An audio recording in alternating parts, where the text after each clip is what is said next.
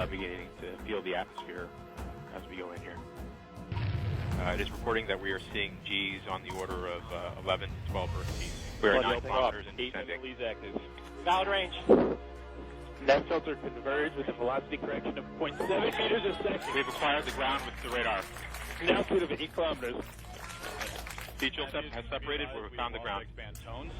Standing by for back shell separation.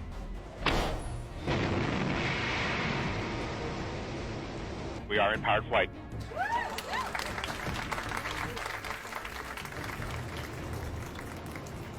Sky crane has started.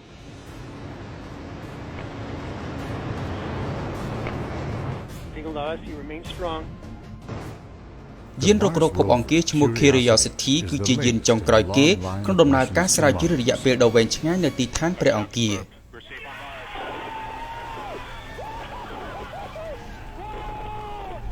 យាននេះត្រូវបានគេបញ្ជូនដើម្បីសិក្សាពីស្រទាប់ដីនិងដុំថ្មនៃភពអង្គារតាមរយៈផ្កាយរណបដែលបានបញ្ជូនទៅធ្វើការគូសវាសផែនទីនៃជ្រលងជ្រោះនិងដងភ្នំនានាកន្លងមកគ្រប់គ្នាតែងសួរសំណួរដដែលថាតើធ្លាប់មានទឹកហូរលើផ្ទៃភពដែលស្ងួតនិងសម្បូរដោយធូលីមួយនេះទេតើវាធ្លាប់មានជីវិតនៅក្នុងទម្រង់ណាមួយដែរឬទេហើយថាតើនៅមានភស្តុតាងអ្វីកាលពីអតីតកាលដែលអាចឲ្យយើងរកឃើញដែរឬទេអ្នកវិទ្យាសាស្ត្រដែលសិក្សាពីបញ្ហានេះកន្លងមកនឹងអាចឆ្លើយសំណួរកាន់តែប្រសើរខ្លាំងជាងមុននិងប្រកបដោយទស្សនវិស័យតើភពផែនដីដែលជាវត្ថុតែមួយគត់ក្នុងកាឡាស៊ីនេះដែលអាចមានជីវិតរស់នៅមែនឬទេ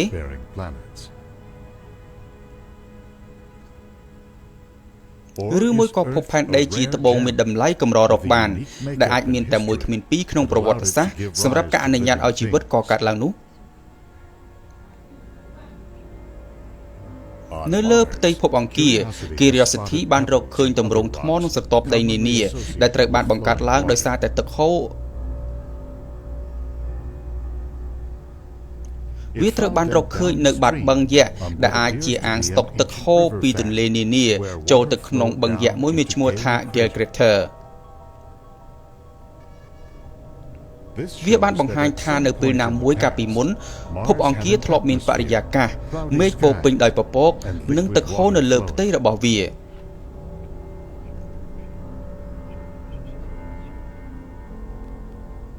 ដូច្នេះថាតើមូលហេតុអ្វីដែលអាចនាំឲ្យពិភពលោកមួយនេះคล้ายៗទៅជាហួតហែងដូចយើងឃើញពេលនេះ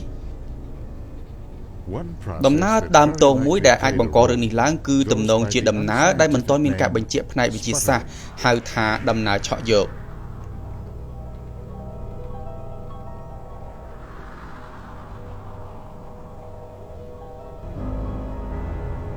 ដូចជាភពនានានៅក្នុងប្រព័ន្ធព្រះអាទិត្យនេះដែរភពអង្គារត្រូវបានវាយប្រហារដោយថាមពល photon ដ៏ខ្លាំងក្លាពីព្រះអាទិត្យនៅពេលដែល photon ទាំងនោះចូលទៅក្នុងបរិយាកាសរបស់ភពមួយវានឹងបំបែកខ្លួនជា molecule ដែលអាចប៉ះទង្គិចនឹងអេឡិចត្រុងរួចហើយប្រែក្លាយទៅជាអាយ៉ុង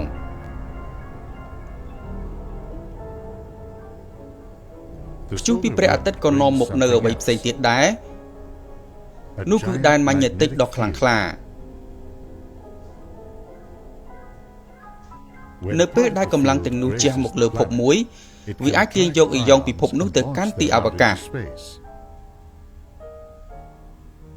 ហើយកម្លាំងនៅសល់ផ្សេងទៀតគឺអាចរុញអ៊ីយ៉ុងចេញពីបរិយាកាសក្នុងរយៈចម្ងាយរាប់ពាន់គីឡូម៉ែត្រឯណោះក្នុង1វិនាទីអ៊ីយ៉ុងទាំងអស់បំបែកទៅជាម៉ូលេគុលនានាហើយក៏រីកសាយភាយទៅគ្រប់ទិសទីដោយគ្រាប់បាល់ក្នុងហ្គេមបាញ់បាល់ដូច្នោះឯងរាប់ពាន់ឆ្នាំកន្លងទៅដំណើរខាងលើនេះអាចធ្វើការបំផ្លាញបរិយាកាសភពអង្គារឲ្យខ្ទេចតែម្ដងជាពិសេសនៅដំណាក់កាលនៃការកកើតប្រព័ន្ធព្រះអាទិត្យដំបូងដែលព្យុះព្រះអាទិត្យមានសភាពខ្លាំងក្លាជាងសប្តាហ៍ថ្ងៃនេះដំណើរស្រូបយកខាងលើនេះក៏បានបង្កផលប៉ះពាល់ដោយប្រយោលផងដែរលើភពផ្សេងទៀតដូចជាភពសុក្របេសកកម្មរុករកនៅភពសុក្របានបង្ហាញច្បាស់ពីការបំបែកចេញនៃម៉ូលេគុលភ្លឺៗដូចជាអ៊ីដ្រូសែននិងអុកស៊ីសែនដែលពួកវាខ្ទាតចេញពីផ្ទៃភពនៅផ្នែកងងឹតហើយរសាត់ទៅកាន់ទីអវកាស ដំណើរនេះហើយទើបបន្សល់ទុកឲ្យភពសុក្រនៅបរិយាកាសដែលគ្របដណ្ដប់ដោយកាបូនឌីអុកស៊ីតនិងពពកក្រាស់បាំងពន្លឺថ្ងៃដែលជាហេតុនាំឲ្យបរិយាកាសលើផ្ទៃភពនេះមានសីតុណ្ហភាពរហូតដល់400អង្សាសេ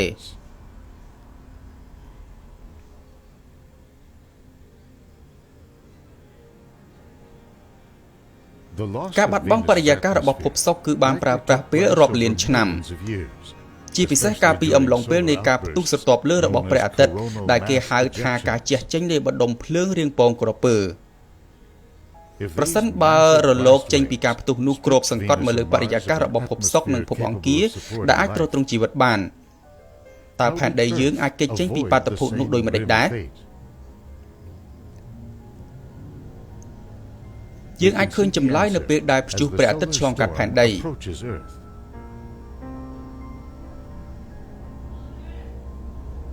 ភពរបស់យើងមានខែលការពារខ្លាំងជាងភពអង្គារនិងភពសុក្រនោះគឺដែនម៉ាញ៉េទិកដ៏ខ្លាំងក្លាដែលបញ្ចេញពីក្នុងស្នូលចេញមកក្រៅខែលការពារនេះបានបាំងនិងរុញច្រានចេញនូវថាមពលអាក្រក់ដែលជះពីព្រះអាទិត្យ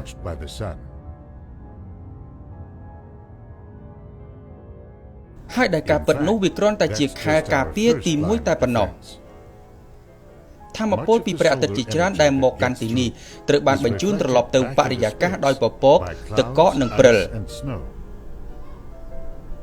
ថាមពលដែលផែនដីស្រូបយកគឺសមល្មមគ្រប់គ្រាន់ដើម្បីបន្តដំណើរការនៃម៉ាស៊ីនធម្មជាតិរបស់ភពនោះគឺបរិយាកាស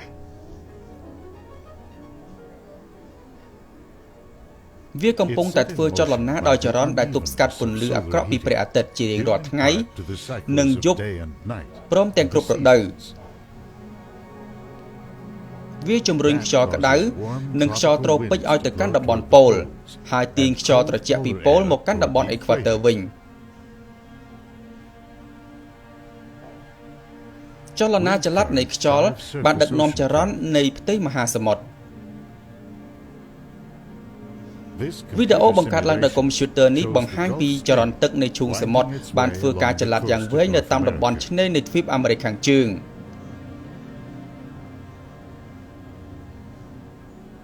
ចរន្តដ៏អស្ចារ្យនៃមហាសមុទ្រនេះបានបង្កើតថាមពលរុញច្រានគ្រប់គ្រាន់ដើម្បីការពារពិភពលោកដល់ទៅ100ដងឯណោះវាបានបង្កើតជាចរន្តទឹកគួចដ៏ធំមួយដែលផ្លាស់ប្ដូរទឹកក្តៅឲ្យទៅកាន់សមុទ្រទិសខាងជើង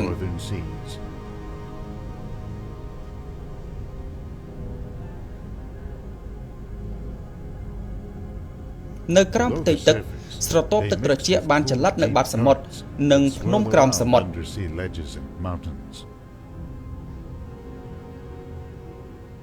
ម៉ាស៊ីនបរិយាកាសរបស់ផែនដីមានផ្នែកធ្វើចលនាជាច្រើនដែលមិនអាចរាប់អស់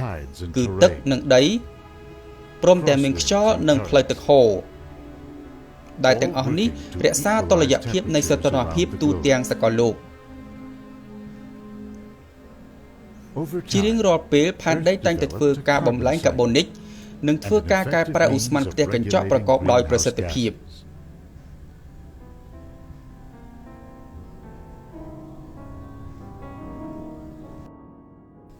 នៅក្នុងកាឡាក់ស៊ីយើងនេះតើនឹងមានការបង្កើតភពជាច្រើនដោយភពអង្គារឬ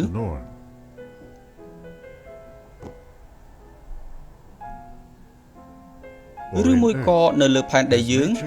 មានធម្មជាតិដែលជាកត្តាសំខាន់ដ៏អស្ចារ្យសម្រាប់បង្កើតនិងការពារនៅអ្វីដែលហៅថាជីវិតនោះ